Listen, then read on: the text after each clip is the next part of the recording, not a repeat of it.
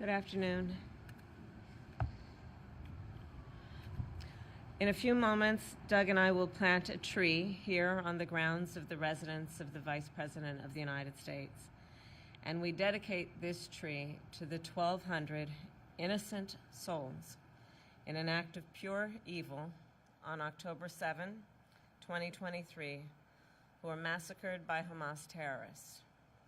46 of our fellow Americans were killed in this brutal terrorist attack, including a singer from Missouri who died shielding her son from bullets, an academic and peace activist who studied in Seattle and who was the grandson of Holocaust survivors, and a dancer from California who was killed alongside her fiancé while attending the Nova Music Festival.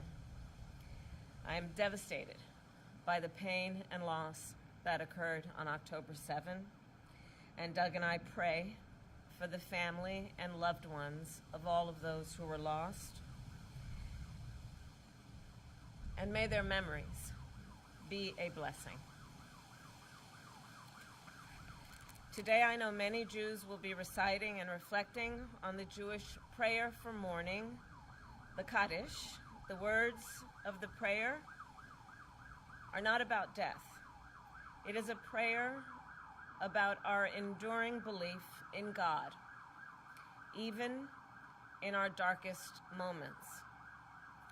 So as we reflect on the horrors of October 7, let us please be reminded that we cannot lose faith.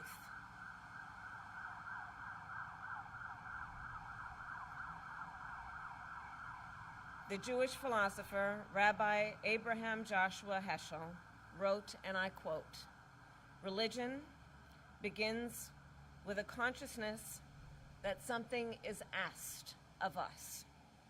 So in this moment, on the one-year commemoration of October 7, what is asked of us? What is asked of us? First and foremost, I believe that we must never forget. I will never forget October 7, and the world must never forget. What is asked of us? We must work to ensure nothing like the horrors of October 7 can ever happen again.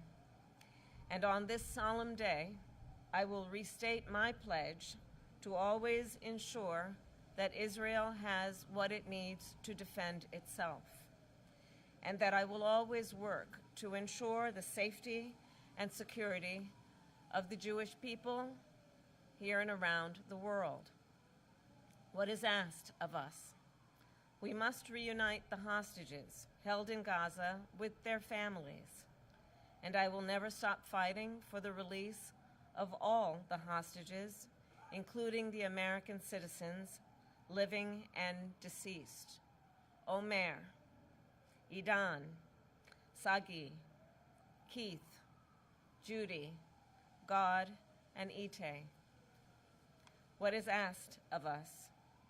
We must uphold the commitment to repair the world, an idea that has been passed on throughout generations of the Jewish people and across many faiths.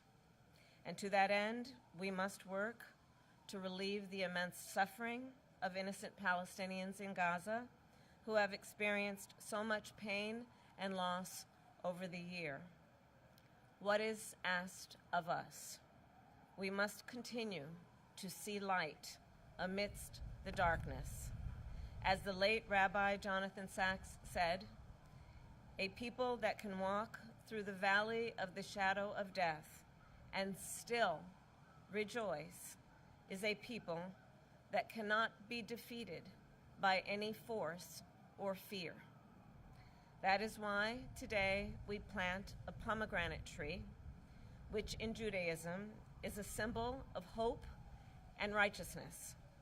So for years to come, this pomegranate tree will stand here, spreading its roots and growing stronger, to remind future vice presidents of the United States, their families, and all who pass through these grounds not only of the horror of October 7th, but the strength and the endurance of the Jewish people.